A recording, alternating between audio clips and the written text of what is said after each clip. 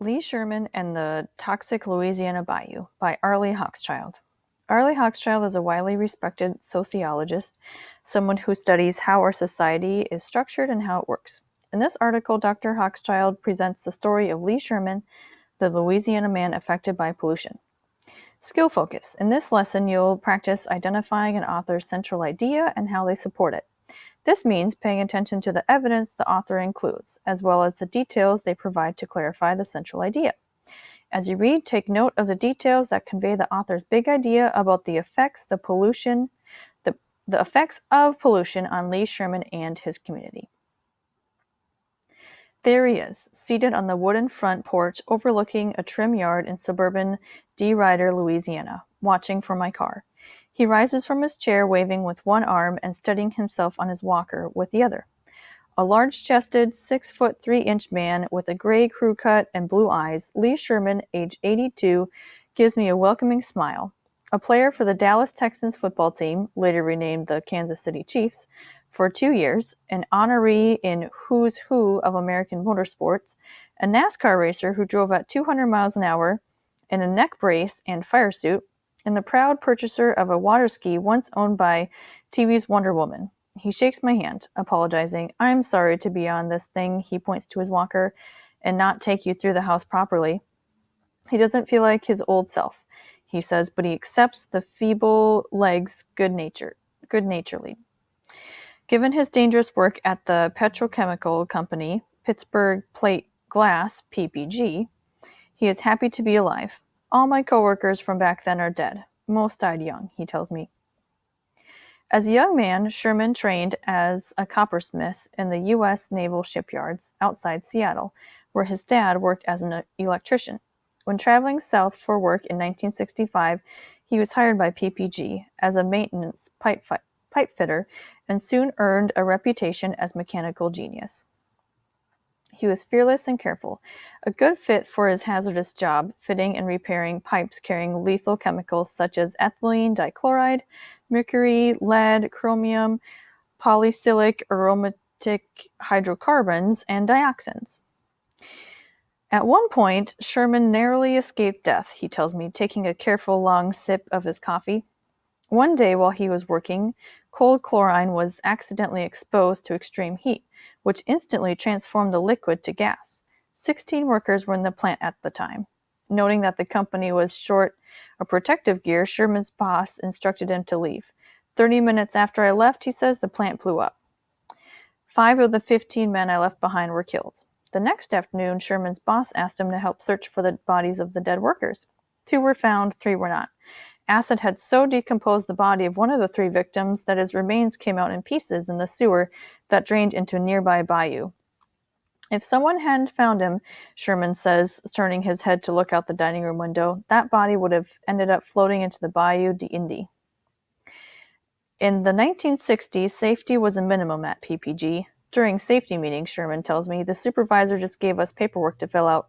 Working with the chemicals, we wore no protective facial masks. You learned how to hold your nose and breathe through your mouth. The company didn't warn us about dangers, he said, adding in a softer voice. My co-workers did. They'd say, you can't stand in that stuff. Get out of it. I wouldn't be alive today if it weren't for my coworkers. The pipes Sherman worked on carried oxygen, hydrogen, and chlorine. And when a pipe sprung a leak, he explains, I was the guy to fix it. Did you use your bare hands, I ask? Oh, yeah. Eventually, the general foreman issued badges for the workers to record any overexposure to dangerous chemicals, Sherman says, but the foreman made fun of them. It's supposed to take 2 or 3 months before the gauge registered. You've reached the limit. My badge did in 3 days. The foreman thought I'd stuck it inside a pipe. Accidents happened. One day, Sherman was standing in a room, leaning over a large pipe to check a filter, when an operator in a distant control room mistakenly turned a knob, sending hot, almond-smelling, liquid chlorinated hydrocarbons coursing through the pipe, drenching him. It was hot, and I got completely soaked, Sherman tells me. I jumped into the safety tower and had the respirator to my mouth so I wasn't overcome, but the chemical was burning pretty bad. It really gets you the worst underneath your arms, in between your legs, and up your bottom. Despite the shower, he said, the chemical ate off my shoes. It ate off my pants. It ate my shirt. My undershorts were gone. Only some elastic from my socks and undershorts remained. It burned my clothes clean off me. As a result of the things he suffered, saw, and was ordered to do as a pipe fitter in the petrochemical plant, Sherman became an ardent environmentalist. Calatio Parish, in which he worked for 15 years at PPG, among the 2% of American countries with the highest toxic emissions per capita. According to the American Cancer Society, Louisiana has the second highest incidence of cancer for men and the fifth highest male death rate from cancer in the nation.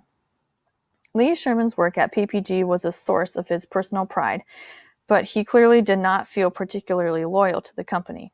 Still, he did as he was told. And one day in the late 1960s, after his acid bath, he was told to take another ominous job. It was to be done twice a day, usually after dusk, and always in secret. In order to do this job, Sherman had to weld an 8-foot-long tar buggy propelled forwards on 4 wheels. Loaded on this buggy was an enormous steel tank that held heavy bottoms, and the highly viscous tar residue of the chlorinated hydrocarbon that had sunk to the bottom of the kitchen-sized steel vessels. A layer of asbestos shrouded the tank to retain heat generated by a heater beneath the buggy. Copper coils were wound around its base. The hotter the tar, the less likely it was to solidify before it was dumped. Working overtime in the evenings, under the cover of dark, his respirator on, Sherman would tow the tar buggy down the path that led towards the Calatio ship channel in one direction and towards the Bayou d'Indy in another. Sherman would look around to make sure no one saw me and check if the wind was blowing away from him so as to avoid fumes blowing into his face. He backed the tar buggy and up to the marsh. Then, he said, I'd bend down and open the faucet. Under the pressure of the decompressed air, the toxins would spurt out 20 or 30 feet into the marsh. Sherman waited until the buggy was drained of the least illegal toxic waste. No one ever saw me, he says. Sherman lingers over an event that occurred one day while he was alone on the bank with his secret. I was dumping the heavy bottoms into the canal when I saw a bird fly into the fumes and fall instantly into the water. It was like he'd been shot. I put 2 shovels out into the mud so I could walk on them to the marsh without sinking too far down. I walked down and picked up the bird. Its wings and body didn't move. It looked dead, but its heart was still beating. I grew up on a farm and I know about birds. I walked back on the shovels to the bank with the bird. I held it in my hand and its wings and body in my left hand. I held its head in my right hand and its wings and body in my left hand. I blew into its beak and worked it up and down. Then it started to breathe again. Its eyes opened, but the rest of its body still didn't move. I put it on the hood of my truck, which was warm.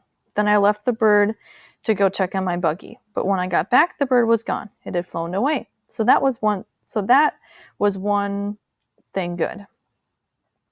During the afternoon, Sherman circles back to the story of the bird, alternating between the story and the tar buggy. I knew what I did was wrong, he repeats. Toxins are a killer, and I'm very sorry I did it. My mama would not have wanted me to do it, but I never told anyone this before. But I knew how not to get caught. It was as if Sherman had performed the company's crime and assumed the company's guilt as his own. But like the bird, Sherman himself became a victim. He grew ill from his exposure to the chemicals. After his hydrocarbon burn, my feet felt like clubs, and I couldn't bend my legs and rise up. So the company doctor ordered me to put me on medical leave. I kept visiting the company doctor to see if I was ready to come back, but he kept saying I shouldn't come back until I could do a deep knee bend. Sherman took medical leave of 8 months and returned to work, but not for long. In 1980, after 15 years of working at PPG, Sherman was summoned and found himself facing a 7-member termination committee. They didn't want to pay my medical disability, he explained, so they fired me for absenteeism. They said I hadn't worked enough hours. They didn't count my overtime. They didn't discount the time I took for my Army Reserve duty. So that's what I got fired for, absenteeism. They handed me my pink slip. 2 security guards escorted me to the parking lot. Sherman slaps the tables as if, decades later, he just got fired again. 7 years later, Sherman would meet a member of that termination committee once again. There had been an enormous fish kill in the Bayou de Indy, downstream from a spot where Sherman dumped the toxic waste and rescued the overcome bird. A Coalition Advisory Task Force met to discuss the surrounding waterways, to describe them as impaired, and to consider issuing a seafood advisory, warning people to limit the consumption of local fish. Local waterways had been contaminated from many sources, but in 1987, the state finally issued a seafood advisory for the Bayou de Indy, the Coalition ship channel, and the estuary of the Gulf of Mexico. The warning was shocking. The first in memory, and it's so called for due to low levels of chemical contamination. No more than 2 meals with locally caught fish for a month, it said. No swimming, water sports, or contact with bottom sediments, and it was very belated attempt by the state of Louisiana to warn the public of toxins in its waters. Instantly, fishermen became alarmed. Would they be able to sell their fish? Would residents limit what they ate? Were people now being asked to look at fish not for relish of scrumptious gumbo jambalaya or all-you-can-eat fish fry, but a dubious carriers of toxic chemicals? The carefully cultivated notion of harmony between oil and fishing. All this was thrown into question, and not just in Louisiana. 1/3 of all seafood consumed across the U.S. came from the Gulf of Mexico, and 2/3 of that came from Louisiana itself. Many livelihoods were at stake. By 1987, they had transpired that several things had transpired that would affect the fishermen's response to the edict. For one thing, PPG was not alone. Other industries had been polluting so much that Louisiana had been the most hazardous waste producer in the nation. For another thing, the U.S. Congress has established the Environmental Protection Agency 1970 and Clean Air Act 1970 and the Clean Water Act 1972. In addition, many small grassroots environmental groups had sprung out throughout the state, led by homestakers, teachers, farmers, and others who were appalled to discover toxic waste being dumped in their backyard, illnesses, and disease. In the meantime, Louisiana Department of Health and Human Services posted warning signs about fishing and swimming, which were promptly riddled with bullets or stolen. Burton Coliseum, the largest public meeting place in Lake Charles at the time, was filled with almost 1,000 angry fishermen and others in the fish industry, Sherman continues. When the meeting was called to order, it was standing room only. I could hear murmuring in the crowd. Oh, they were ready to kill the government. A row of company officials, including 2 from PPG, company lawyers, and state officials, all sat behind a table on a stage in front of the crowd. A state official soon stood to explain the reason for the seafood advisory. The fish had been contaminated. Citizens had to be informed. And what caused it? The officials from PPG seated on the stage frightened ignorance. The meeting went on for 20 or 30 minutes, with catcalls to the government and officials rising from the crowd. Then, to everyone's astonishment, uninvited, Lee Sherman, long since fired by PPG, climbed on the stage. With his back to the officials, he faced the angry fishermen, lifted a cardboard sign, and slowly walked to one side of the stage to the other, so all could read it. I am the one who dumped it in the bayou. The entire Coliseum went silent. Officials tried to get Sherman to leave the stage, but a fisherman called out, "We want to hear him." I talked for 36 minutes, Sherman recalls. I told them I had followed my boss's orders. I had told them the chemicals had made me sick. I had told them I had been fired for absenteeism. The only thing I didn't tell them was that sitting behind the front table on the stage was a member of the PPG termination committee that had fired me. That was the best part. The PPG guys had both their hands on the back of their heads. Now the fishermen knew the fish were truly contaminated. Soon after the meeting, they filed a civil lawsuit against PPG and won an out-of-court settlement that gave a mere $12,000 to each fisherman.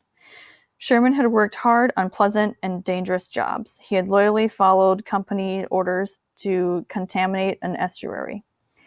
He had done his company's moral dirty work, taken his guilt as his own, and then betrayed and discarded like a form of waste. The most heroic act of Lee Sherman's life had been to reveal a company's dirty secret and tell 1,000 fishermen furious at the government that the companies like PPG were to blame.